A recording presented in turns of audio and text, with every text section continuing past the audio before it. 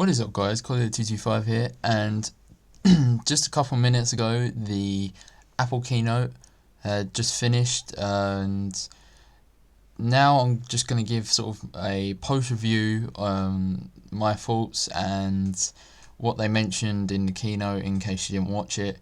So it's just a bit of a shortened down one, and yeah, let's get started. So first off, we're going to start off with the Apple Watch, and more specifically WatchOS 2. So they have officially announced a release date for it, and it is going to be the 16th of September, which is not that long away, to be honest with you. And I really can't wait to see what it's like. They've said, like, obviously the native apps, and which will sort of make apps run faster and things like that. And you can also use Facebook Messenger on the Apple Watch, which is a really cool feature because sometimes when you get notifications for Facebook Messenger, you can't reply to them on the watch, which is kind of unfortunate, but now you can, which I think is a really good sort of update. So the next thing I'm going to talk about is the new timepieces. It is a gold and a rose gold brushed aluminium timepiece, and these actually look pretty cool. It kind of gives off the Apple Watch Edition look with sort of with a cheaper price option. So I think it looks really good, and so if you like the look of the Apple Watch Edition, but you don't want to pay the price for it, then this is probably the good option.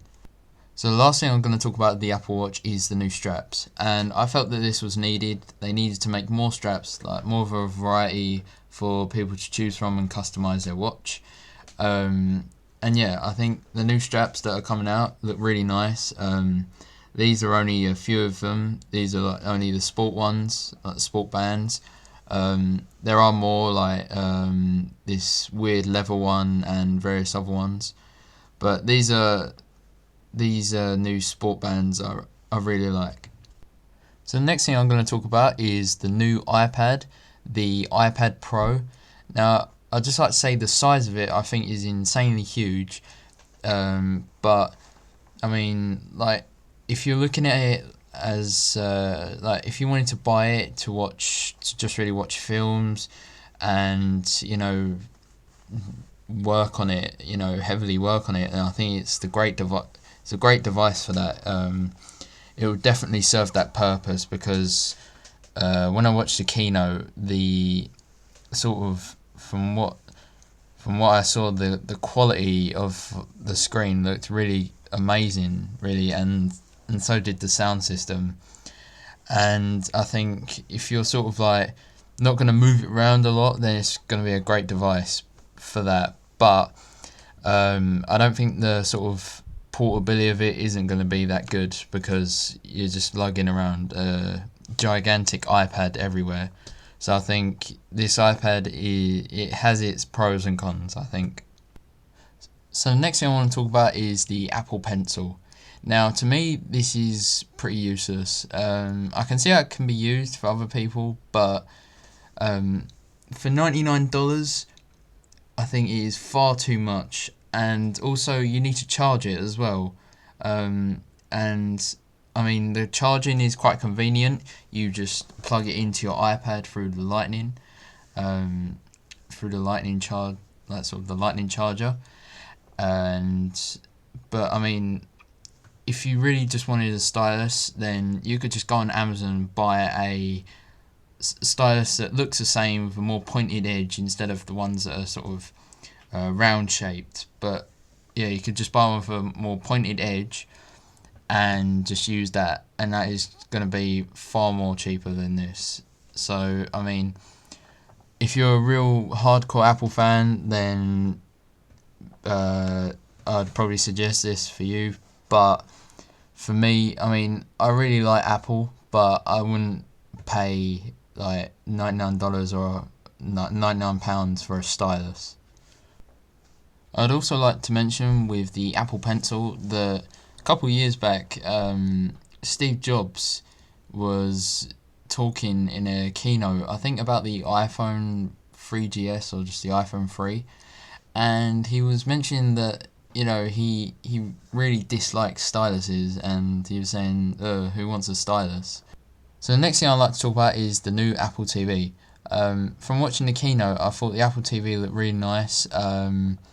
They've, as you can see in the photo, they have redesigned the remote, and I think this looks more better than the old one, because I mean, what I didn't like about the old remote is that I lost it so many times, and I just didn't like the look of it. But yeah, with this remote, it has a Siri feature, so it has a built-in microphone, so you can ask Siri like different commands to do. So if you want to search for a specific TV show or a clip in a TV show, and I must say, like, you can ask it some really detailed stuff. So like, if a certain person was in a episode of a certain TV show, and it will find it, which I was really surprised at.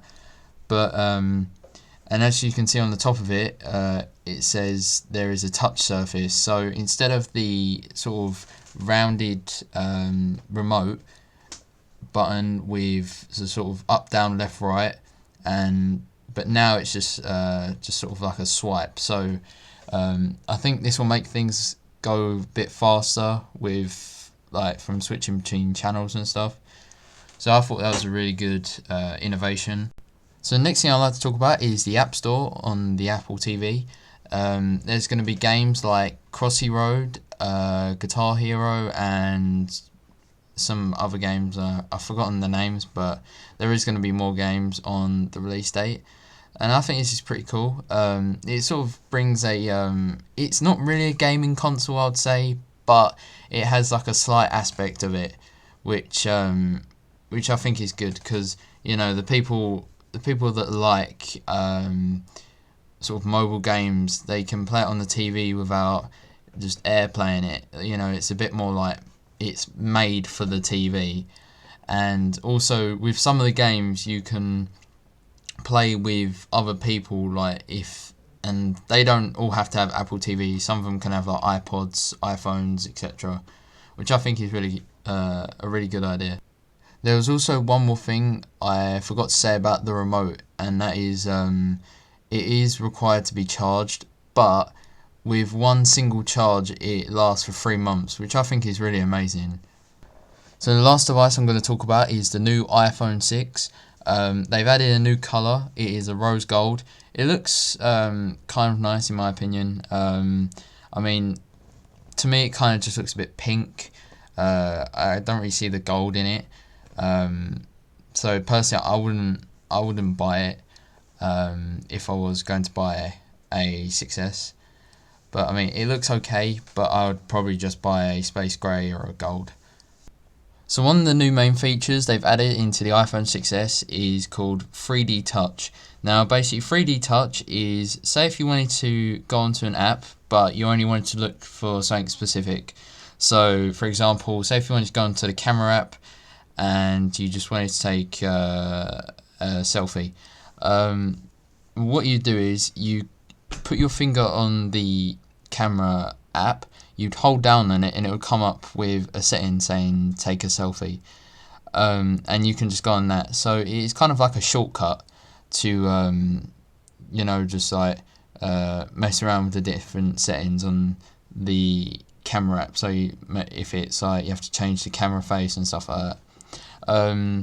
And another example is like in the messages, if you get a message, if you're looking for your messages, like all the threads, if you hold down on one, it will come up with a preview of your sort of conversation, and if you hold down for it longer, then it will bring you into that chat, and you will be able to either reply or do what you wanted to do.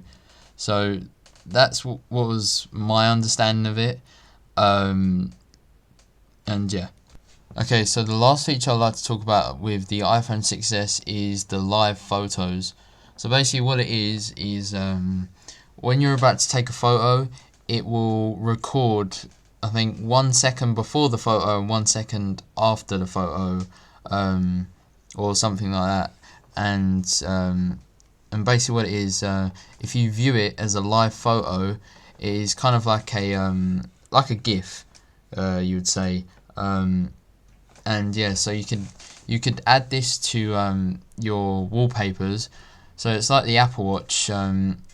With one of the watch faces, basically you can get a butterfly or a flower. So when you glance at your watch or like raise your wrist to look at it, and the watch turns on or like the screen turns on, the either the butterfly will like flutter or the flower will open.